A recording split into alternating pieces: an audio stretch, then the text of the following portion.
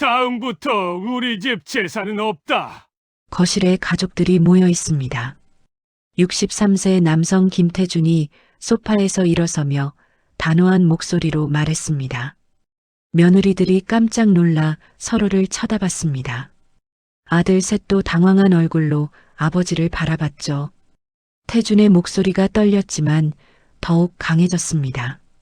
40년 넘게 너희 할머니가, 너희 어머니가 혼자 모든 제사를 준비했다. 제사가 중요한 게 아니라 가족이 서로 존중하는 게 중요하다. 너희 어머니를 하인 부리듯 하면서 무슨 제사냐? 60세 여성 이정숙은 남편을 보며 눈물을 흘렸습니다. 40년 만에 처음으로 누군가 자기 편이 되어주는 순간이었죠. 태준이 아내의 손을 꼭 잡으며 말했습니다. 여보, 미안하오. 이제라도 당신을 지키고 싶소. 도대체 이 가족들에게는 무슨 일이 있었을까요? 어떤 사연으로 시아버지 김태준이 아들과 며느리들에게 화를 내고 있었을까요? 사연 시작 전 구독과 좋아요를 눌러주시고 어디서 듣고 계신지 댓글 남겨주시면 지금 계신 그곳에 행운과 복이 가득할 거예요. 이어서 본격적인 이야기가 계속됩니다. 추석 명절 새벽 시계가 4시를 가리켰습니다. 아직 동도 트기 전 어둠이 온 세상을 덮고 있는 시간이었죠. 부엌에 불이 켜졌습니다. 60세 여성 이정숙이 잠옷 위에 낡은 앞치마를 두른 채 부엌으로 들어섰어요. 그녀의 짧은 단발머리는 흐트러져 있었고 눈가에는 피곤함이 가득했습니다. 하지만 그녀는 익숙한 동작으로 냉장고를 열었죠. 냉장고 안에는 어제부터 준비해둔 재료들이 가득했습니다. 소고기, 돼지고기, 닭고기, 각종 나물 재료들, 생선, 두부, 버섯들. 정숙은 한숨을 쉬며 하나씩 꺼내기 시작했어요. 도마 위에 소고기를 올려놓고 칼을 들었습니다. 그녀의 손이 약간 떨렸죠. 관절염 때문이었어요. 60평생을 부엌에서 보낸 손은 이제 칼을 쥐는 것조차 고통스러웠습니다. 하지만 정숙은 멈추지 않았어요. 소고기를 얇게 썰어 양념에 재우고 돼지고기는 수육용으로 따로 준비했습니다. 생선은 깨끗이 손질해서 소금에 절였죠. 시계가 5시를 가리킬 무렵 정숙은 가스레인지 앞에 서 있었습니다. 5개의 불이 동시에 켜졌어요. 전을 부치는 팬, 나물을 볶는 팬, 고기를 굽는 팬, 국을 끓이는 냄비, 밥을 짓는 밥솥.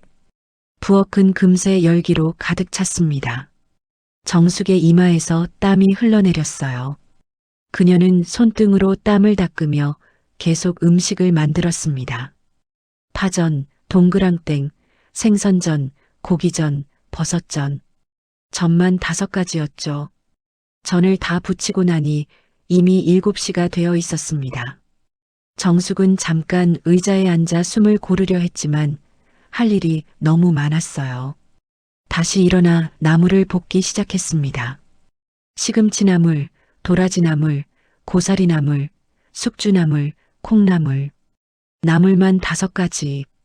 각각의 나물을 삶고 물기를 짜고 양념해서 볶았습니다. 정숙의 손은 쉴 새 없이 움직였어요. 8시가 되자 정숙은 이미 지쳐 있었습니다. 하지만 아직 반도 끝나지 않았죠. 생선조림을 만들고 잡채를 볶고 탕국을 끓이고 식혜를 준비했어요.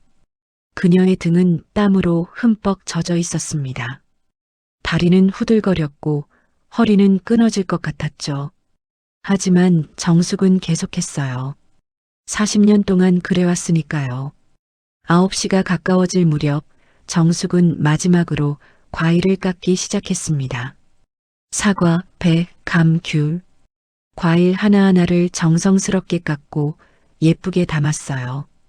부엌 한쪽에는 이미 완성된 음식들이 가득했습니다. 30가지가 넘는 음식들. 정숙 혼자서 5시간 동안 만든 음식들이었죠. 정숙은 부엌 창문 밖을 바라봤습니다. 해가 떠올라 세상을 밝히고 있었어요. 새로운 하루가 시작되고 있었지만 정숙에게는 또 다른 고된 하루의 시작일 뿐이었습니다. 그녀는 작게 한숨을 쉬며 앞치마를 벗었어요. 거울을 보니 머리는 헝클어져 있었고 얼굴은 땀과 기름으로 번들거렸습니다. 정숙은 세수를 하고 옷을 갈아입었죠. 잠깐 거실로 나가보니 남편 김태준이 소파에 앉아 TV를 보고 있었습니다. 정숙이 부엌에서 5시간 동안 고생하는 동안 남편은 편히 쉬고 있었던 거예요. 태준이 고개를 돌려 아내를 봤습니다. 다 됐소? 정숙은 고개만 끄덕였어요. 태준은 다시 TV를 봤죠. 정숙은 마음 한구석이 서늘해지는 걸 느꼈습니다. 하지만 표정은 변하지 않았어요. 40년 동안 익숙해진 감정이었으니까요. 그녀는 다시 부엌으로 들어가 마지막 정리를 시작했습니다. 설거지를 하고 바닥을 닦고 제사상을 차릴 준비를 했어요. 시계가 9시를 가리켰습니다. 곧 아들 내외들이 올 시간이었죠. 정숙은 깊게 숨을 들이쉬었습니다. 긴 하루가 이제 시작이었어요. 9시 30분 초인종이 울렸습니다. 정숙은 앞치마를 벗고 현관으로 달려갔어요. 문을 열자 35살 여성 박민지가 서 있었습니다. 큰 며느리였죠. 그녀는 명품 핸드백을 들고 있었고 세련된 옷차림에 완벽한 화장을 하고 있었어요. 어머님, 안녕하세요. 민지의 인사는 형식적이었습니다. 정숙이 반갑게 맞이하려 했지만 민지는 이미 안으로 들어가고 있었죠. 여보, 빨리 들어와. 민지가 뒤에 있는 남편 현우를 불렀습니다. 40살 남성 김현우가 무표정한 얼굴로 들어왔어요. 큰아들이었지만 어머니한테 인사 한마디 없었습니다. 민지는 곧장 거실 소파로 가서 앉았어요. 핸드백을 옆에 놓고 핸드폰을 꺼냈습니다. 정숙이 물을 가져다 주려 했지만 민지는 핸드폰만 보고 있었죠. 10분 후 또 초인종이 울렸습니다. 이번엔 32살 여성 최유진이었어요. 둘째 며느리였습니다. 어머니, 오랜만이에요. 유진의 목소리는 밝고 경쾌했습니다. 하지만 정숙은 알고 있었어요. 그건 진심이 아니라 SNS용 연기라는 걸요. 유진은 부엌으로 직행했습니다. 정숙이 뒤따라갔죠. 와, 어머니, 음식 진짜 대박이에요. 유진은 핸드폰을 꺼내 음식들을 찍기 시작했어요. 여러 각도에서 다양한 필터를 써가며 사진을 찍었습니다. 정숙은 옆에서 서 있었지만 유진은 신경 쓰지 않았어요. 어머니, 잠깐만요. 인스타 스토리에 올릴게요. 시어머니 손맛 최고. 해시태그 명절, 해시태그 시댁, 해시태그 효부. 유진은 혼자 중얼거리며 핸드폰만 봤습니다. 정숙이 작게 웃었지만 그 웃음엔 쓸쓸함이 배어 있었어요. 둘째 아들 현수가 거실에서 소리쳤습니다. 여보, 빨리 나와. 아버지랑 축구 봐야 돼. 유진이 대답했어요. 네, 지금 가요. 그녀는 사진 몇 장을 더 찍고는 부엌을 나갔습니다. 10시쯤 되어 마지막으로 29살 여성 강수아가 도착했습니다. 막내 며느리였죠. 그녀는 조심스럽게 현관에 들어서며 작은 목소리로 인사했어요. 어머님, 안녕하세요. 정숙이 반갑게 맞이했습니다. 어서 와라, 수아야. 멀었지? 수아는 고개를 끄덕이며 안으로 들어갔어요. 거실로 가보니 민지와 유진이 나란히 소파에 앉아 핸드폰을 보고 있었습니다. 수아는 어정쩡하게 서 있었어요. 앉을 자리가 없었죠. 민지가 고개를 들지도 않고 말했습니다. 동서, 거기 의자 있어요. 수아는 작은 목소리로 네. 하고는 구석의 의자로 갔어요. 정숙이 부엌에서 차를 준비하고 있었습니다. 수아가 일어나 부엌으로 갔죠. 어머님, 제가 도와드릴까요? 정숙이 고마운 표정으로 수아를 봤습니다. 괜찮아, 수아야. 네가 피곤할 텐데. 하지만 수아는 진심으로 돕고 싶었어요. 그녀가 앞치마를 두르려는 순간 거실에서 민지의 목소리가 들렸습니다. 동서 나와서 앉아 있어요. 시어머니 혼자 하시는 게 편하시대요. 수아는 당황했습니다. 정숙을 보니 괜찮다는 듯 웃고 있었어요. 수아는 미안한 마음으로 거실로 돌아갔습니다. 남편 현준이 아버지, 형들과 함께 TV를 보고 있었어요. 수아가 옆에 앉아 현준이 작게 말했습니다. 그냥 가만히 있어. 형수님들 따라하면 돼. 수아는 고개를 끄덕였지만 마음이 불편했습니다. 시어머니가 혼자 고생하는 게 보였거든요. 정숙은 부엌에서 혼자 차를 준비하고 과일을 덧깎고 제사상 차릴 준비를 했습니다. 거실에서는 남자들이 TV를 보며 웃고 며느리들은 핸드폰을 보며 각자 시간을 보냈죠. 11시가 되자 정숙은 제사상을 차리기 시작했어요. 무거운 음식 그릇들을 하나하나 들고 상으로 옮겼습니다. 그녀의 팔이 후들거렸지만 아무도 돕지 않았어요. 민지는 핸드폰을 보며 회사 메일을 확인했고 유지는 SNS 댓글에 답글을 달았고 수아는 눈치만 봤습니다. 태준이 TV에서 눈을 떼지 않고 말했어요. 여보, 빨리 좀 차려요. 시간 다 됐소. 정숙은 대답 없이 더욱 빨리 움직였습니다. 땀이 이마에 맺혔지만 닦을 시간도 없었어요. 드디어 제사상이 완성되었습니다. 30가지가 넘는 음식이 빼곡히 놓인 상. 정숙 혼자서 5시간 넘게 준비한 결과물이었죠. 정숙이 작게 한숨을 쉬었습니다. 하지만 아무도 그녀의 한숨을 듣지 못했어요. 아니, 듣지 않았습니다. 정오가 되었습니다. 제사를 지낼 시간이었죠. 태준이 일어나 상 앞으로 갔습니다. 아들 셋도 따라 일어났어요. 정숙은 부엌에서 마지막 준비를 하고 있었습니다. 여보, 어서 나와요. 태준의 목소리가 날카로웠습니다. 정숙이 급히 나왔어요. 머리는 흐트러져 있었고 앞치마엔 음식물이 묻어 있었죠. 며느리 셋은 소파에 그대로 앉아 있었습니다.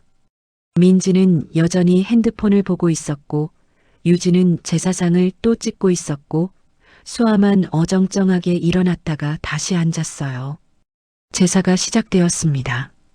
태준이 절을 하고 아들들이 절을 하고 며느리들도 형식적으로 절을 했습니다. 정숙은 마지막에 절을 했죠. 절을 하는 동안 정숙의 무릎이 후들거렸습니다. 새벽부터 서 있느라 다리가 퉁퉁 부어 있었거든요. 하지만 그녀는 꾹 참았어요. 제사가 끝나고 음복을 할 시간이었습니다. 태준이 말했어요. 자, 이제 먹읍시다. 남자들이 먼저 상에 앉았습니다. 정숙이 밥을 퍼오려 했지만 태준이 말했죠. 여보, 국도 데워와요. 그리고 숟가락도 더 필요해요. 정숙은 대답 없이 부엌으로 갔습니다. 국을 데우고 숟가락을 챙기고 물잔을 준비했어요. 며느리들은 상에 앉지 않았습니다. 민지가 말했죠. 저희는 나중에 먹을게요. 어머님, 남자분들 먼저 편하게 드세요. 정숙은 고개만 끄덕였습니다. 사실 며느리들이 함께 앉아도 자리가 충분했지만 그들은 앉고 싶어 하지 않았어요. 남자들이 먹는 동안 정숙은 계속 부엌과 거실을 오갔습니다. 반찬이 떨어지면 가져오고 물이 필요하면 따르고 숟가락이 떨어지면 씻어왔죠. 현우가 말했습니다. 어머니, 전이 식었어요. 데워주세요. 정숙이 전을 가져가 다시 데웠어요. 현수도 말했죠. 어머니, 국에 소금 좀 더 넣어주세요. 정숙은 국에 소금을 더 넣었습니다. 현주는 말이 없었지만 반찬을 계속 달라고 했어요. 태주는 묵묵히 먹기만 했습니다. 아내가 오가는 걸 보면서도 아무 말이 없었죠. 30분이 지나자 남자들이 배를 두드리며 일어났습니다. 잘 먹었습니다. 그들은 곧바로 거실 소파로 가서 TV를 켰어요. 정숙이 빈 그릇들을 치우기 시작했습니다. 며느리들이 이제야 상으로 왔어요. 유진이 핸드폰을 들고 말했습니다. 어머니, 음식 사진 하나만 더 찍을게요. 정숙이 피곤한 얼굴로 웃었어요. 그래, 찍어라. 민지가 앉으며 말했습니다. 어머님, 저희는 조금만 먹을게요. 다이어트 중이거든요. 수아는 조용히 앉았습니다. 그녀는 진짜 배가 고팠어요. 아침도 못 먹고 왔거든요. 하지만 언니들이 조금만 먹는다니 자기도 많이 먹을 수 없었습니다. 며느리들이 먹는 동안 정숙은 설거지를 시작했어요. 싱크대에 쌓인 그릇들, 새벽부터 사용한 모든 조리 도구들, 설거지만 해도 1시간은 걸릴 양이었습니다. 정숙의 손이 뜨거운 물에 빨개졌습니다. 세제로 미끄러운 그릇을 씻다가 손이 미끄러지기도 했어요. 하지만 그녀는 계속했습니다. 거실에서 웃음소리가 들렸어요. TV에서 예능 프로그램이 나오고 있었죠. 남자들은 편하게 웃고 떠들었습니다. 며느리들도 식사를 마치고 일어났어요. 유진이 마지막 사진을 찍으며 말했습니다. 어머니, 저 지금 라이브 방송 예정이 있어서요. 먼저 화장 좀 고쳐야 해요. 민지도 말했죠. 저도 회사에서 연락이 왔어요. 긴급 미팅이래요. 수아는 아무 말도 안 했지만 언니들을 따라 일어났습니다. 정숙이 부엌에서 고개를 내밀었어요. 그래, 편히 있어라. 내가 다 할게. 며느리들은 각자 핸드폰을 보거나 화장을 고쳤습니다. 아무도 설거지를 돕지 않았어요. 정숙은 다시 설거지에 집중했습니다. 그녀의 허리가 아팠지만 쉴 수 없었어요. 해야 할 일이 너무 많았으니까요. 시계가 오후 1시를 가리켰습니다. 정숙은 여전히 부엌에 있었고 나머지 가족들은 거실에서 편히 쉬고 있었죠. 오후 2시가 되었습니다. 정숙은 여전히 설거지를 하고 있었어요. 싱크대엔 아직도 그릇들이 쌓여 있었죠. 거실에서 민지가 일어났습니다. 그녀가 남편 현우에게 말했어요.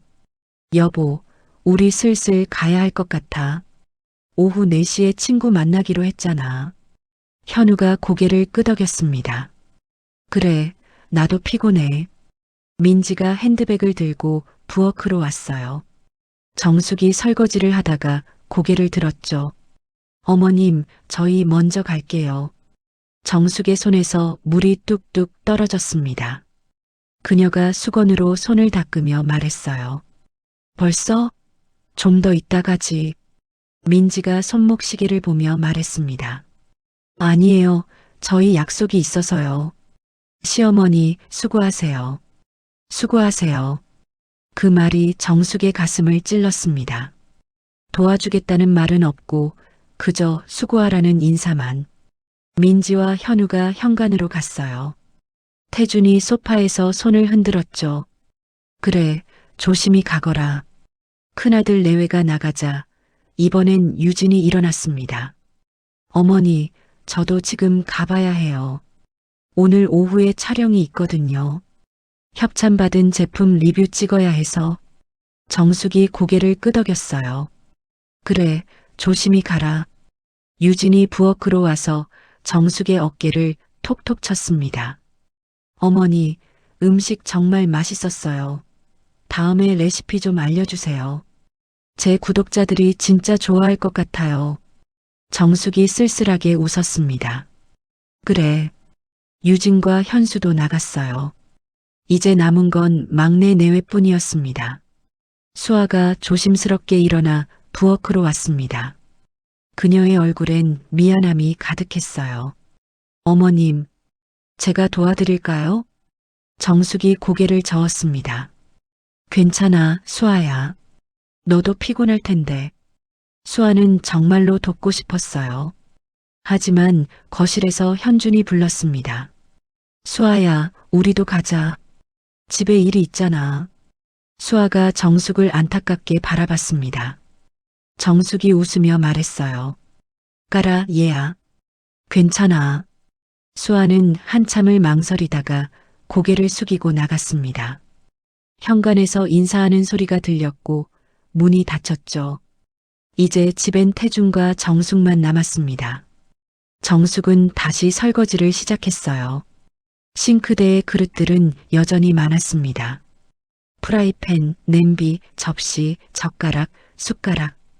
끝이 없어 보였죠. 그녀의 손이 거칠어졌습니다. 뜨거운 물과 세제로 피부가 텄거든요. 하지만 정숙은 멈추지 않았어요. 거실에서 태준이 TV를 보며 웃는 소리가 들렸습니다. 정숙은 그 소리를 들으며 설거지를 계속했어요. 1시간이 더 지났습니다. 오후 3시, 드디어 설거지가 끝났어요. 정숙은 싱크대에 손을 짚고 깊은 숨을 쉬었습니다. 그녀의 다리가 후들거렸어요. 아침 4시부터 지금까지 11시간 동안 거의 앉지도 못했거든요. 정숙이 부엌을 나와 거실로 갔습니다. 소파에 앉으려는 순간 태준이 말했어요. 여보, 물 좀 갖다 주오. 정숙의 발걸음이 멈췄습니다. 그녀는 한참을 서 있다가 다시 부엌으로 돌아갔어요. 물을 따라 가져왔죠. 태준이 물을 받아 마시며 말했습니다. 수고했소. 이제 좀 쉬오. 정숙은 대답 없이 소파에 앉았습니다. 온몸이 무거웠어요. 눈꺼풀이 저절로 감겼죠. 하지만 잠들 수 없었습니다. 마음이 너무 복잡했거든요. 며느리들의 무관심한 태도, 아들들의 냉담함, 남편의 무심함, 모든 게 정숙의 가슴을 짓눌렀어요. 그녀는 창밖을 바라봤습니다. 가을 하늘이 높고 푸르렀어요. 하지만 정숙의 마음은 어두웠습니다. 40년을 이렇게 살았구나. 정숙의 눈에 눈물이 맺혔습니다. 하지만 흘리지는 않았어요. 태준이 볼까봐. 그녀는 조용히 일어나 자기 방으로 갔습니다. 문을 닫고 침대에 누웠어요. 천장을 바라보며 정숙은 생각했습니다. 언제까지 이렇게 살아야 하나. 하지만 답은 없었습니다. 그저 고요만이 방을 채웠죠. 저녁 6시가 되었습니다. 정숙은 방에서 나와 저녁 준비를 시작했어요. 냉장고에 남은 제사 음식들을 꺼냈습니다. 그것만으로도 충분했지만 정숙은 된장찌개를 끓이고 밥을 새로 지었어요. 태준이 거실에서 TV를 보다가 부엌으로 왔습니다. 물을 마시려고요. 그는 아내의 뒷모습을 잠깐 봤어요. 구부정한 등, 느린 동작, 피곤한 몸짓. 태준의 눈빛이 복잡해졌습니다. 하지만 그는 아무 말도 하지 않았어요. 물을 마시고 다시 거실로 갔죠. 정숙이 저녁상을 차렸습니다. 여보, 저녁 먹어요. 태준이 식탁에 앉았어요. 정숙도 앞에 앉았죠. 두 사람은 말없이 식사를 했습니다. 젓가락이 그릇에 부딪히는 소리만 들렸어요. 태준이 먼저 입을 열었습니다. 음식이 많이 남았구만. 정숙이 고개를 끄덕였어요. 내일부터 먹으면 돼요. 며느리들이 좀 가져가지 그랬소.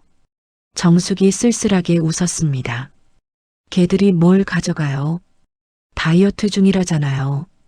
태준은 더 이상 말하지 않았어요. 그는 아내의 말투에서 서운함을 느꼈지만 어떻게 위로해야 할지 몰랐습니다. 식사가 끝나고 정숙이 설거지를 시작했어요. 태준은 소파로 갔죠. 하지만 오늘은 TV가 켜지지 않았습니다. 태준은 그냥 앉아 창밖을 바라봤어요. 그의 머릿속엔 오늘 하루가 스쳐 지나갔습니다. 새벽부터 고생한 아내, 도움 없이 혼자 모든 걸 한 아내, 며느리들의 무관심, 아들들의 냉담함, 태준의 주먹이 천천히 쥐어졌습니다. 그는 무언가 잘못되었다는 걸 느꼈어요. 하지만 뭐가 잘못된 건지, 어떻게 해야 하는지 확신이 서지 않았습니다. 부엌에서 설거지 소리가 들렸어요. 그릇이 부딪히는 소리, 물이 흐르는 소리, 아내의 작은 한숨 소리. 태준이 일어나 부엌으로 걸어갔습니다. 문 앞에 서서 아내를 봤어요. 정숙의 어깨가 축 처져 있었습니다. 손놀림도 느렸고 가끔 허리를 펴며 아파하는 표정을 지었죠. 태준이 입을 열려다 다시 닫았습니다.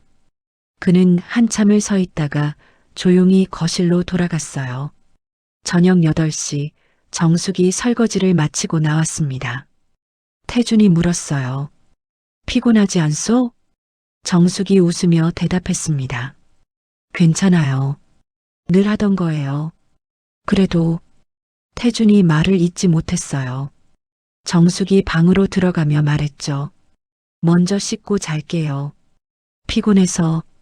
그래요. 정숙이 방문을 닫았습니다. 태준은 혼자 거실에 남았어요. 그는 오늘 하루를 곱씹었습니다. 아내가 얼마나 고생했는지, 며느리들이 얼마나 무심했는지, 아들들이 얼마나 냉정했는지. 태준은 40년 넘게 이런 날들을 봐왔습니다. 명절마다, 제사 때마다, 큰 행사 때마다. 아내는 늘 혼자 모든 걸 했어요. 그는 그게 당연하다고 생각했습니다. 자기 어머니도 그랬고 할머니도 그랬으니까요. 여자가 집안일을 도맡는 게 전통이라고 믿었죠. 하지만 오늘 뭔가 달랐습니다. 아내의 피곤한 얼굴이, 떨리는 손이, 구부정한 등이 태준의 마음을 찔렀어요. 이게 옳은 건가? 태준은 처음으로 의문을 품었습니다. 밤 10시 정숙이 잠들었을 시간. 태준도 방으로 들어갔어요. 아내가 침대에 누워 자고 있었습니다. 하지만 태준은 알았어요. 정숙의 어깨가 미세하게 떨리고 있었거든요. 그녀가 울고 있었습니다. 조용히 소리 없이. 태준의 가슴이 먹먹해졌습니다. 그는 아내 옆에 누우며 손을 뻗었지만 결국 닿지 못했어요. 대신 그는 천장을 바라보며 생각했습니다. 뭔가 해야 한다. 이대로는 안 된다. 하지만 무엇을 어떻게 해야 할지는 아직 몰랐습니다. 밤은 깊어갔고 두 사람은 각자의 생각에 잠겼어요. 일주일이 지났습니다. 정숙은 매일 같은 일상을 반복했어요. 아침마다 일어나 청소하고 빨래하고 식사 준비하고 60평생 해온 일들이었죠. 하지만 뭔가 달라진 게 있었습니다. 정숙의 눈빛이 예전과 달랐어요. 더 슬프고 더 외로워 보였습니다. 태주는 그런 아내를 매일 봤어요. 아침에 일어나면 아내는 이미 부엌에 있었고 저녁에 들어오면 아내는 설거지를 하고 있었죠. 어느 날 저녁 태준이 일찍 퇴근했습니다. 집에 들어서니 정숙이 거실 바닥을 닦고 있었어요. 그녀의 무릎엔 오래된 수건을 대고 손엔 걸레를 쥐고 있었습니다. 바닥을 닦다가 가끔 허리를 펴며 아파하는 표정을 지었죠. 태준이 가방을 내려놓으며 말했어요. 왜 청소기를 안 쓰고 그렇게 해요? 정숙이 고개를 들었습니다. 청소기로는 구석구석 안 닦여요. 그래도 무릎이 아프잖소? 정숙이 웃었어요. 괜찮아요. 늘 이렇게 했어요. 태주는 아무 말도 하지 못했습니다. 늘 이렇게 했다는 말이 가슴에 박혔거든요. 그날 밤 태주는 잠이 오지 않았어요. 옆에서 자는 아내를 봤습니다. 정숙의 손이 이불 밖으로 나와 있었어요.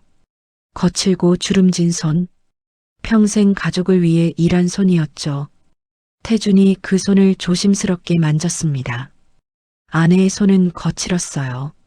갈라진 틈새, 굳은 살, 붉게 부은 관절. 태준의 눈에 눈물이 맺혔습니다.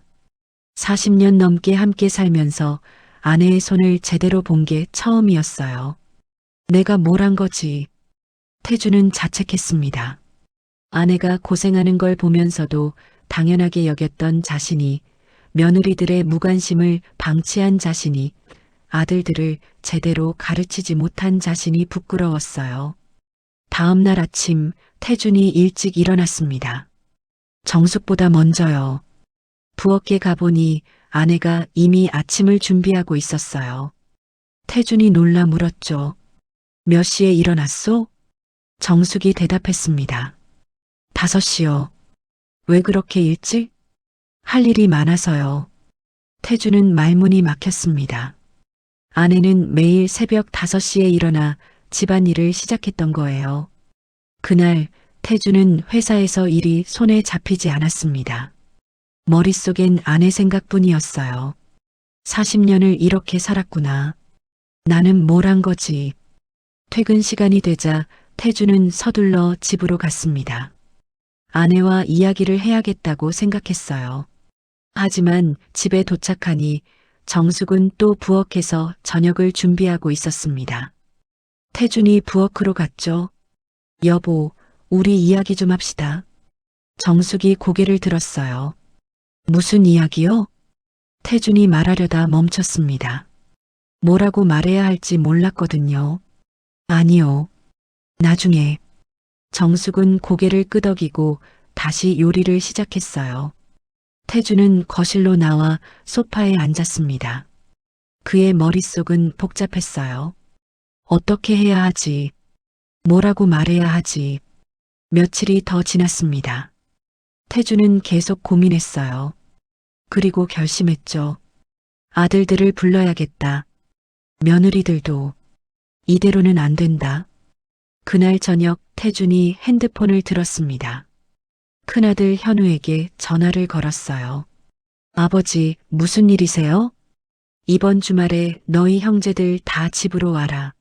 며느리들도 같이. 왜요? 무슨 일 있어요? 할 이야기가 있다. 꼭 와야 한다. 현우가 잠시 침묵하다 대답했습니다. 네, 알겠습니다. 태준은 둘째, 막내에게도 같은 전화를 했어요. 모두 이번 주말에 오기로 했죠. 전화를 끊고 태준은 깊은 숨을 쉬었습니다. 이제 준비가 시작된 거예요. 정숙은 태준이 전화하는 걸 몰랐습니다. 그녀는 부엌에서 설거지를 하고 있었죠. 태준이 부엌으로 가서 아내의 어깨에 손을 올렸어요. 정숙이 놀라 돌아봤습니다. 왜 그래요? 태준이 조용히 말했습니다. 아무것도 아니요. 그냥. 그는 말을 잇지 못했어요. 대신 아내의 어깨를 가만히 쓰다듬었죠. 정숙은 이상하다는 표정으로 남편을 봤지만 곧 웃으며 다시 설거지를 시작했습니다. 태준은 거실로 돌아와 창밖을 바라봤어요. 주말이 오면 모든 게 달라질 거예요.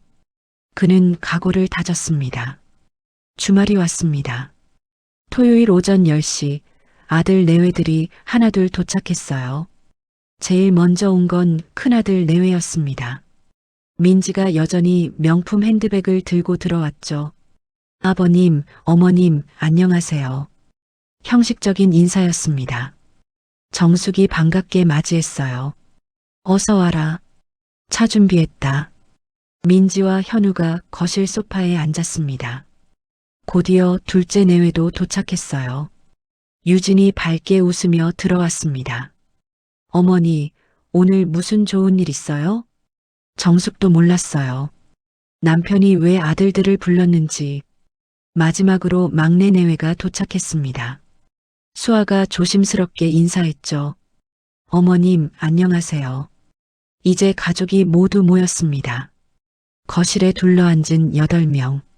정숙이 차와 과일을 준비해 왔어요. 태준이 소파에서 일어났습니다. 그의 얼굴은 평소와 달랐어요. 진지하고 단호했죠. 다들 와줘서 고맙다. 오늘 너희를 부른 이유가 있다. 아들들이 서로를 쳐다봤습니다. 며느리들도 긴장한 표정이었어요. 태준이 계속 말했습니다. 지난 추석 때 일을 생각해봤다. 민지가 끼어들었어요. 아버님, 무슨 문제라도 있으셨어요? 태준이 그녀를 똑바로 봤습니다. 문제가 있었지. 큰 문제가. 거실이 조용해졌습니다. 태준의 목소리가 떨렸지만 힘이 있었어요. 너희 어머니가 혼자 모든 걸 했다. 새벽 4시부터 일어나 음식을 만들고 제사상을 차리고 설거지를 했다. 너희 며느리들은 뭘 했지? 민지의 얼굴이 굳어졌습니다. 유진은 핸드폰을 내려놓았고 수아는 고개를 숙였어요. 태준이 계속했습니다. 민지, 너는 핸드폰만 보고 앉아 있었다. 유진, 너는 사진만 찍고 SNS에 올렸지. 수아, 너는 도우려 했지만 언니들 눈치만 봤어. 며느리들이 아무 말도 못했습니다. 태준의 목소리가 더 커졌어요. 너희는 시어머니를 뭐로 봤니? 하인으로 봤니? 너희를 위해 음식 만들어주는 기계로 봤니? 현우가 끼어들었습니다. 아버지, 그렇게까지. 닥쳐라. 태준의 목소리가 거실에 울렸어요.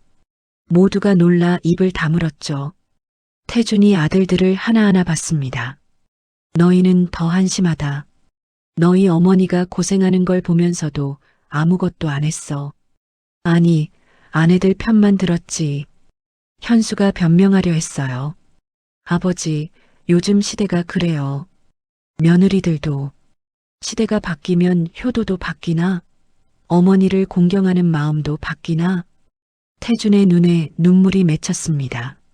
너희 어머니가 40년 넘게 이 집안을 위해 뭘 했는지 모르냐? 할머니 제사, 할아버지 제사, 명절, 집안 대소사.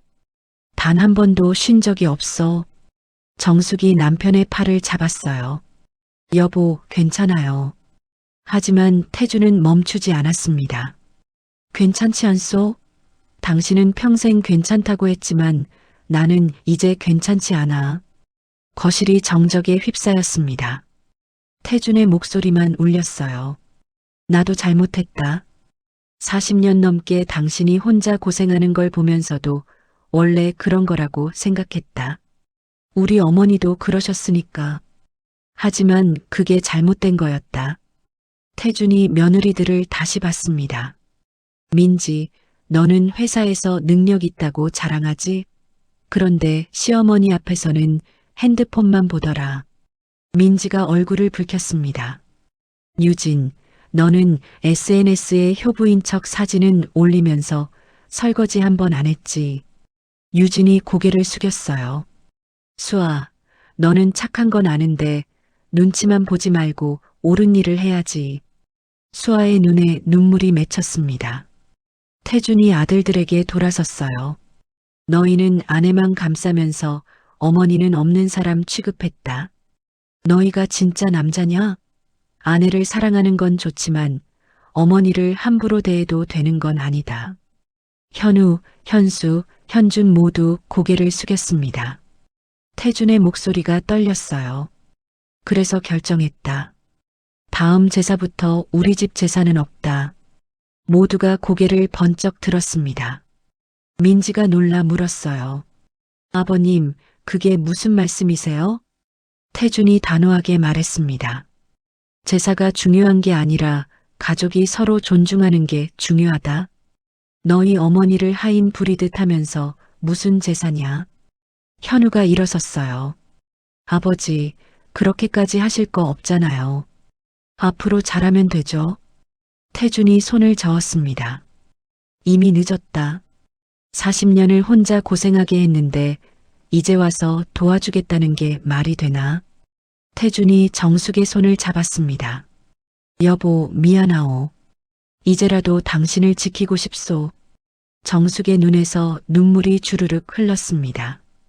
40년 만에 처음으로 누군가 자기 편이 되어준 거예요. 침묵이 흘렀습니다. 아무도 말하지 못했어요. 민지가 먼저 입을 열었습니다. 아버님, 저희가 잘못했어요. 정말 죄송합니다. 앞으로는 달라질게요. 태준이 고개를 저었어요. 말만으로는 안 된다. 40년 동안 너희들이 뭘 했는지 봤어. 입으로는 죄송하다 하면서 행동은 변하지 않더라. 유진이 눈물을 글썽이며 말했습니다. 어머니, 정말 미안해요. 제가 너무 제 일만 생각했어요. 정숙이 고개를 저었어요. 괜찮아, 유진아. 하지만 태준이 끼어들었습니다. 괜찮지 않아. 당신은 늘 괜찮다고 하지만 나는 더 이상 참을 수 없어. 현우가 일어나 아버지에게 다가갔어요. 아버지, 제사를 없애시면 조상님들께 뭐라고. 태준이 아들을 똑바로 봤습니다. 조상님들도 이해하실 거다. 며느리들이 시어머니를 하인처럼 부리는 제사보다 없는 게 낫다고. 현수가 말했어요. 그렇게까지 하실 필요 없잖아요. 우리가 달라지면 너희는 안 변해. 태준의 목소리가 냉정했습니다. 6년을 봤다. 큰 며느리 들어온 지 6년, 둘째 며느리 온 지 5년, 막내 며느리 온 지 3년. 한 번도 변한 적 없어? 며느리들이 얼굴을 붉혔습니다. 태준이 계속했어요. 특히 민지, 유진. 너희 둘은 처음부터 시어머니를 무시했어. 수아는 그나마 미안해하는 표정은 짓더라. 하지만 행동하진 않았지. 수아가 눈물을 흘렸습니다. 죄송해요, 아버님. 태준이 숨을 깊게 들이쉬었어요. 그리고 폭탄 선언을 했죠. 그래서 우리는 결정했다. 너희와 인연을 끊겠다. 모두가 충격받은 얼굴로 태준을 봤습니다. 현우가 다급히 물었어요. 아버지, 그게 무슨 말씀이세요? 태준이 차분하게 말했습니다. 말 그대로다. 이제부터 명절에도 오지 마라. 연락도 당분간 하지 않을 거다. 우리는 우리끼리 살겠다. 현수가 일어났어요. 아버지, 그건 너무한 거 아니에요? 우리가 잘못한 건 인정하지만 너무한 게 아니야. 이게 정상이다. 태준의 목소리에 힘이 들어갔어요. 40년 동안 너희 어머니가 받은 대접이 너무했다. 이제 우리는 편히 살고 싶다. 민지가 당황하며 물었습니다. 아버님, 그럼 저희는? 너희는 너희 인생 살아라. 우리는 우리 인생 살겠다. 태준이 정숙을 봤어요. 여보, 당신은 평생 가족을 위해 희생했소. 이제는 당신이 하고 싶은 거 하면서 살아야지. 정숙이 남편의 손을 꼭 잡았습니다. 눈물이 멈추지 않았어요. 현준이 조심스럽게 물었습니다. 아버지, 정말 저희와 연을 끊으시겠다는 거예요? 태준이 고개를 끄덕였어요. 당분간은 그렇게 하겠다. 너희가 진짜로 변하는지 지켜볼 거다. 말만이 아니라 행동으로. 아들들이 서로를 쳐다봤습니다. 며느리들은 고개를 숙이고 있었어요. 태준이 마지막으로 말했습니다. 집도 정리할 거다. 너희 필요한 건 가져가라. 나머지는 처분하겠다. 현우가 놀라 물었어요. 아버지, 이 집을 팔으시려고요? 그럴 수도 있다. 우리는 새로운 시작을 하려고 한다. 태준이 일어섰어요. 오늘 할 이야기는 이게 다다. 돌아가라. 아들들이 일어나며 항변하려 했지만 태준의 단호한 표정에 입을 다물었어요. 며느리들도 일어났습니다. 민지가 정숙에게 다가가려 했지만 정숙은 고개를 돌렸어요. 가족들이 하나둘 현관으로 향했습니다. 수아만 뒤에 남아 정숙에게 말했어요. 어머님, 정말 죄송해요. 정숙이 수아를 봤습니다. 수아야, 너는 착한 아이야. 하지만 착한 것만으로는 부족해. 용기를 내야 해. 수아가 고개를 끄덕이고 나갔습니다. 문이 닫혔어요. 집에 다시 정숙과 태준만 남았습니다. 태준이 아내를 안았어요. 여보, 무서워하지 마시오. 내가 있소. 정숙이 남편의 품에서 울었습니다. 고마워요. 고마워요. 두 사람은 한참을 그렇게 서 있었어요. 40년 만에 처음으로 진짜 부부가 된 느낌이었습니다. 한 달이 지났습니다. 정숙과 태준은 새로운 삶을 준비하고 있었어요. 집 안 곳곳을 정리했습니다. 40년 동안 쌓인 물건들, 아이들 어릴 적 사진, 낡은 가구, 오래된 옷들. 정숙이 옛날 사진첩을 펼쳤어요. 젊은 날의 자신과 태준, 아이들의 어린 모습, 그녀의 눈에 눈물이 맺혔습니다. 태준이 옆에 앉았어요. 후회하시오? 정숙이 고개를 저었습니다. 아니에요. 그냥 세월이 참 빨라요. 태준이 아내의 어깨를 안았어요. 앞으로는 우리 시간이요. 당신이 하고 싶은 거 하면서 사시오. 정숙이 웃었습니다. 전 뭘 하고 싶은지도 몰라요. 평생 가족만 생각하며 살았거든요. 그럼 이제부터 찾으시오. 나도 도와줄게요. 두 사람은 손을 맞잡고 집안을 둘러봤어요. 아들들에게 필요한 물건들을 골라 상자에 담았습니다. 현우에게는 할아버지 유품, 현수에게는 오래된 책들, 현준에게는 가족 사진들. 정숙이 물건들을 정리하며 말했어요. 이렇게 주면 애들이 받을까요? 태준이 대답했습니다. 받든 안 받든 우리가 줄 건 주는 거요. 그게 부모로서 마지막 도리니까. 정리가 끝나갈 무렵 집이 훨씬 넓어 보였어요. 불필요한 물건들이 사라지니 공간이 생겼죠. 어느 날 저녁 태준이 여행 안내 책자를 가지고 왔습니다. 정숙이 놀라 물었어요. 이게 뭐예요? 여행 책자요. 우리 여행 갑시다. 정숙의 눈이 커졌어요. 여행이요? 우리가? 태준이 웃으며 책자를 펼쳤습니다. 봐요. 지중해 크루즈, 유럽 여행, 동남아시아 여행. 가고 싶은 데가 있어?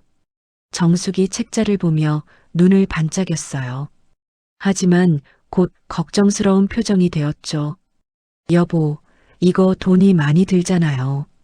태준이 아내의 손을 잡았습니다. 우리가 40년 동안 모은 돈이 있어. 이제 우리를 위해 쓸 때가 됐어요.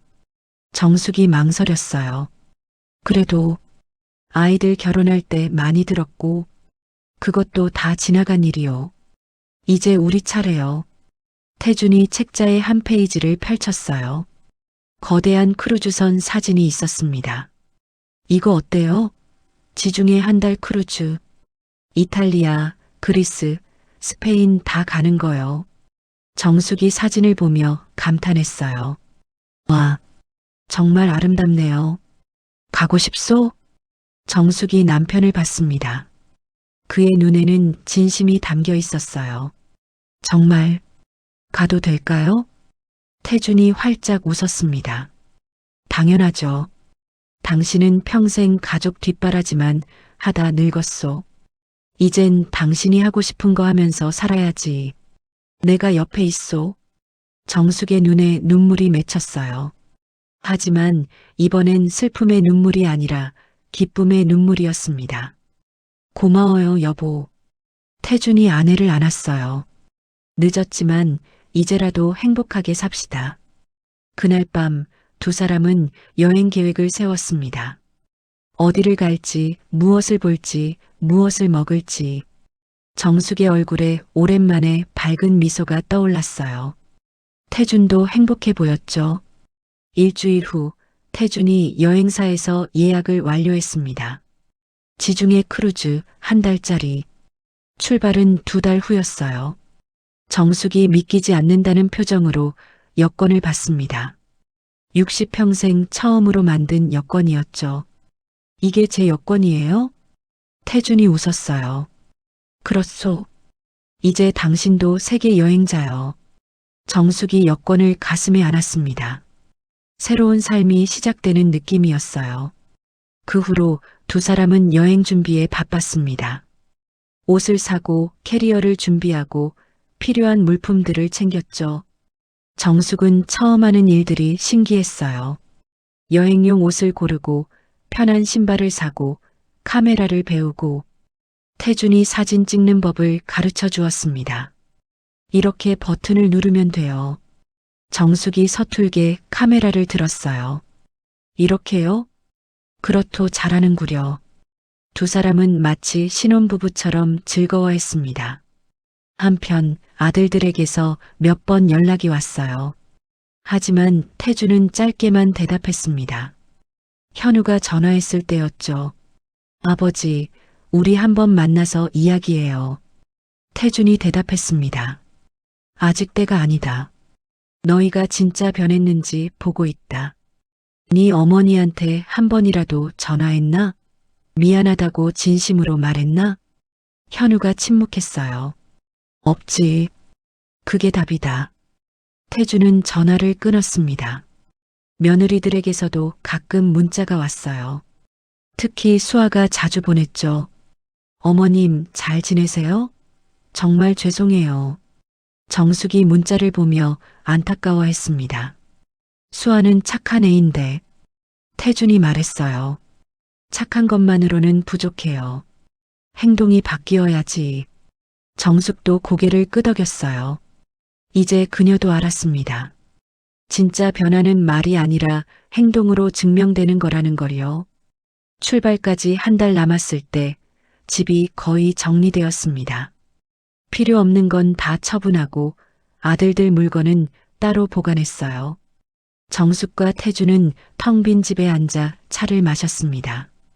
여보, 후회 없소? 정숙이 웃었어요. 없어요. 오히려 설레요. 태준이 아내의 손을 잡았습니다. 나도 그래요. 두 사람은 창밖을 바라봤어요. 새로운 세상이 그들을 기다리고 있었습니다. 출발 당일이 왔습니다. 이른 아침 정숙과 태주는 캐리어를 끌고 집을 나섰어요. 집 문을 잠그며 정숙이 뒤를 돌아봤습니다. 40년을 산 집, 아이들을 키운 집, 수많은 기억이 담긴 집. 태준이 아내의 어깨를 감싸 안았어요. 가십시다. 우리 부부의 새로운 시작이요. 정숙이 고개를 끄덕이고 앞을 봤습니다. 그녀의 눈엔 눈물 대신 결연함이 담겨 있었어요. 공항으로 가는 택시 안. 정숙은 창밖을 바라봤어요.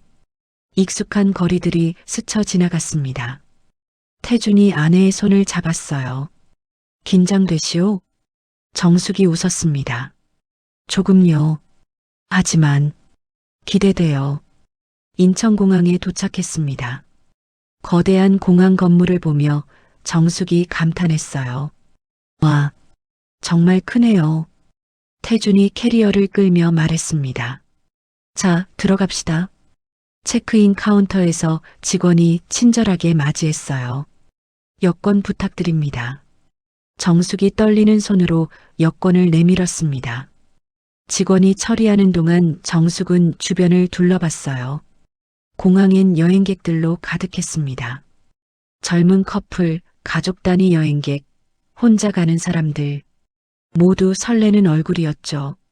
정숙도 그들처럼 설렜어요. 60평생 처음으로 해보는 일이었으니까요. 탑승권입니다. 즐거운 여행 되세요. 직원이 탑승권을 건네주었어요. 정숙이 탑승권을 받아들며 환하게 웃었습니다. 출국 심사를 통과했습니다. 정숙이 여권에 찍힌 도장을 보며 신기해했어요. 여보, 봐요. 제 여권에 도장이 찍혔어요. 태준이 웃으며 말했습니다.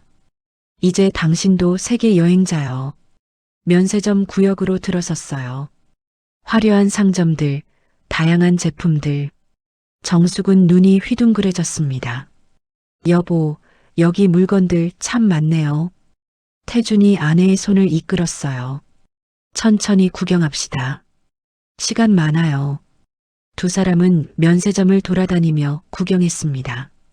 정숙은 향수도 뿌려보고 화장품도 테스트해보고 옷도 만져봤어요. 태준이 선글라스를 하나 집었습니다. 이거 당신한테 어울릴 것 같은데? 정숙이 선글라스를 써봤어요. 거울을 보니 낯설지만 괜찮아 보였습니다. 이상해요. 저한테 안 어울려요. 아니요, 멋져요. 사시오. 태준이 선글라스를 사주었어요. 정숙은 마치 소녀처럼 기뻐했습니다. 탑승 시간이 가까워졌어요. 탑승구로 가는 길 정숙이 뒤를 돌아봤습니다. 한국이 저 멀리 있었어요. 아들들도 며느리들도 그 모든 것들이. 태준이 물었습니다. 괜찮소? 정숙이 고개를 끄덕였어요. 네, 괜찮아요. 이제 정말 괜찮아요. 비행기에 탑승했습니다. 좌석에 앉으니 정숙의 가슴이 두근거렸어요. 스튜어디스가 안전 시범을 보였고 곧 비행기가 움직이기 시작했습니다. 이륙하는 순간 정숙은 창밖을 봤어요. 땅이 점점 멀어지고 하늘이 가까워졌습니다. 태준이 아내의 손을 꼭 잡았어요. 두렵소? 정숙이 웃으며 고개를 저었습니다. 아니요. 자유로워요. 비행기가 구름 위로 올라갔어요. 창밖엔 하얀 구름들과 푸른 하늘만 보였습니다. 정숙은 그 광경을 보며 눈물을 흘렸어요. 하지만 슬픈 눈물이 아니었습니다. 해방의 눈물이었죠. 40년 동안 억눌렸던 감정들이 터져 나왔어요. 서러움도 외로움도 분노도 모든 게 눈물과 함께 흘러갔습니다. 태준이 아내를 안아주었어요. 이제 괜찮아요. 우리는 자유해요. 정숙이 남편의 어깨에 기대어 울었습니다. 한참을 울고 나니 마음이 한결 가벼워졌어요. 기내식이 나왔습니다. 정숙은 생애 처음으로 기내식을 먹어봤어요. 맛있네요. 태준이 웃었습니다. 그래요? 다행이네요. 식사를 마치고 정숙은 창밖을 다시 봤어요. 끝없이 펼쳐진 하늘. 자유로운 하늘. 이제 시작이구나. 정숙은 생각했습니다. 새로운 삶이 진정한 자유가 시작되는 거라고. 몇 시간 후 비행기가 첫 번째 기착지에 도착했습니다. 이탈리아였어요. 공항을 나서니 낯선 풍경이 펼쳐졌습니다. 다른 언어, 다른 사람들, 다른 문화. 정숙은 두려움보다 설렘이 컸어요. 태준이 손을 잡아주었거든요. 자, 이제 크루즈선으로 갑시다. 항구에 도착하니 거대한 크루즈선이 보였습니다. 10층이 넘는 거대한 배. 정숙은 입을 다물지 못했어요. 저걸 타는 거예요? 태준이 웃었습니다. 그렇소. 우리 배요. 크루즈선에 올랐습니다. 직원들이 친절하게 맞이했어요. 객실로 안내받았는데 넓고 깨끗했습니다. 정숙이 객실을 둘러보며 감탄했어요. 여보, 이거 호텔보다 좋은데요? 한 달 동안 여기서 지내는 거요. 편히 쉬시오. 창문을 열자 푸른 바다가 펼쳐졌습니다. 정숙은 바다를 바라보며 깊은 숨을 들이쉬었어요. 이게 꿈인가? 하지만 꿈이 아니었습니다. 현실이었어요. 정숙의 새로운 현실. 저녁이 되자 크루즈선이 출항했습니다. 갑판에 나가보니 석양이 지고 있었어요. 수평선 너머로 해가 지는 광경. 정숙은 평생 처음 보는 아름다움이었습니다. 태준이 옆에 서서 아내의 어깨를 감싸 안았어요.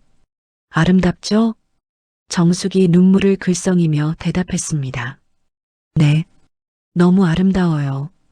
두 사람은 손을 꼭 잡고 석양을 바라봤어요. 정숙이 작게 중얼거렸습니다. 여보, 감사해요. 이렇게 해줘서. 태준이 아내를 꼭 안았습니다. 내가 더 감사하오. 40년을 참아줘서. 이제라도 행복하게 삽시다. 석양이 완전히 지고 밤이 찾아왔어요. 하지만 정숙의 마음은 밝았습니다. 그녀는 마침내 자유를 찾았으니까요. 지중해 한가운데 거대한 크루즈선이 푸른 바다 위를 항해하고 있었습니다. 갑판 위 정숙과 태준이 난간에 기대 서 있었어요. 바람이 그들의 머리카락을 날렸습니다. 이틀 전 크루즈는 그리스에 정박했었어요. 정숙은 생애 처음으로 파르테논 신전을 봤습니다. 그 웅장함에 말을 잇지 못했죠. 어제는 이탈리아의 작은 마을을 구경했어요. 좁은 골목, 오래된 건물들, 친절한 사람들. 정숙은 모든 게 신기했습니다. 오늘 아침엔 스페인으로 향하고 있었어요. 앞으로도 갈 곳이 많았습니다.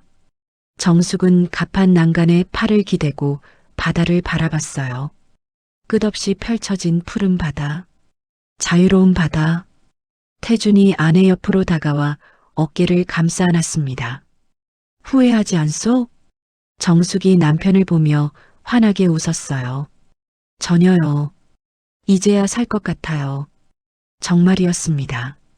정숙은 지난 한 달 동안 평생 느끼지 못한 자유를 만끽했어요. 아침에 일어나도 누굴 위해 밥을 지을 필요가 없었습니다. 배에서 식사를 제공했거든요.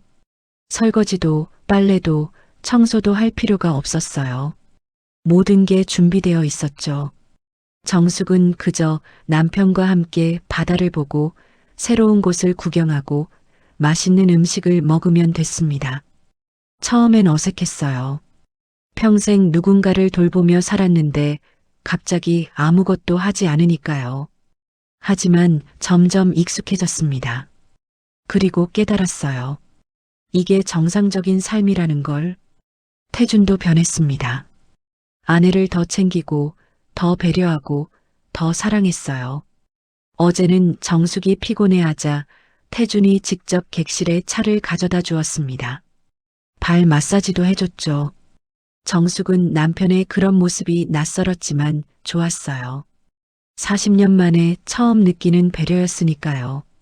갑판 위에서 정숙이 작게 중얼거렸습니다. 다음엔 어디로 갈까요? 태준이 웃으며 답했습니다. 세상은 넓소. 아직 갈 곳이 많지. 정숙이 고개를 끄덕였어요. 그래요. 아직 갈 곳이 많아요. 그녀는 핸드백에서 핸드폰을 꺼냈습니다. 아들들에게서 몇 통의 문자가 와 있었어요. 현우 어머니, 잘 지내시죠? 연락 주세요. 현수 어머니, 저희 잘못했어요. 한 번만 만나요. 현준 어머니, 보고 싶어요. 며느리들에게서도 문자가 왔어요. 특히 수아가 자주 보냈습니다. 수아 어머님, 정말 죄송해요. 이제 제가 집안일 다 하고 있어요. 언니들도 도와주고 있어요. 정말 변했어요. 정숙은 문자들을 읽으며 복잡한 표정을 지었어요. 태준이 물었죠. 아이들한테서 연락 왔소? 네. 미안하다고 만나자고. 어떻게 할 거요? 정숙이 한참을 생각하다 말했습니다. 조금 더 기다려 볼게요. 진짜 변했는지 확인하고 싶어요. 태준이 고개를 끄덕였어요. 그게 좋겠소. 정숙은 문자에 답장을 보냈습니다. 잘 지내고 있어. 너희도 건강해라. 엄마는 지금 행복해. 짧은 답장이었지만 정숙의 마음이 담겨 있었어요. 석양이 지기 시작했습니다. 수평선 너머로 해가 천천히 내려가고 있었어요. 정숙과 태주는 손을 꼭 잡고 석양을 바라봤습니다. 하늘이 주황빛, 분홍빛, 보라빛으로 물들었어요. 정숙이 눈을 감고 바람을 느꼈습니다. 짭짤한 바다 냄새, 시원한 바람, 자유로운 공기. 이게 자유구나. 정숙은 생각했습니다. 진정한 자유는 아무것도 하지 않는 게 아니라 자기 자신을 위해 살 수 있는 거라고. 태준이 아내를 안으며 말했어요. 여보, 사랑하오. 정숙이 눈을 뜨고 남편을 봤습니다. 저도 사랑해요, 여보. 두 사람은 키스를 했어요. 40년 만에 처음으로 진심으로 사랑한다고 느낀 키스였습니다. 석양이 완전히 지고 별들이 하나둘 나타나기 시작했어요. 바다 위에 별빛이 반짝였습니다. 정숙과 태주는 갑판 의자에 앉아 별을 봤어요. 손을 꼭 잡은 채로. 정숙이 별을 보며 말했습니다. 여보, 우리 다음엔 북유럽도 가요. 오로라 보고 싶어요. 태준이 웃었어요. 그래요, 같이 갑시다. 어디든지. 남미도 가고, 아프리카도 가고, 호주도 가요. 정숙이 남편을 보며 환하게 웃었습니다. 고마워요. 정말 고마워요. 나도 고맙소. 이제라도 당신과 함께 할 수 있어서. 두 사람은 별빛 아래 오래도록 앉아 있었어요. 말없이 그저 서로의 온기를 느끼며 카메라가 천천히 물러났습니다. 거대한 크루즈선이 별빛 아래 항해하고 있었어요. 갑판 위 작은 두 사람의 실루엣. 손을 꼭 잡고 별을 보는 그들. 그들은 마침내 자유를 찾았습니다. 진정한 자유를. 이번 이야기 잘 들으셨나요? 오늘 이야기가 마음에 들었다면 구독과 좋아요를 꼭 눌러주세요. 사연 속 주인공에게 따뜻한 한마디 댓글로 남겨주시면 그 마음이 분명히 전해질 거예요. 다음에 더 좋은 이야기로 찾아뵙겠습니다. 감사합니다. 오늘 하루도 행복하세요.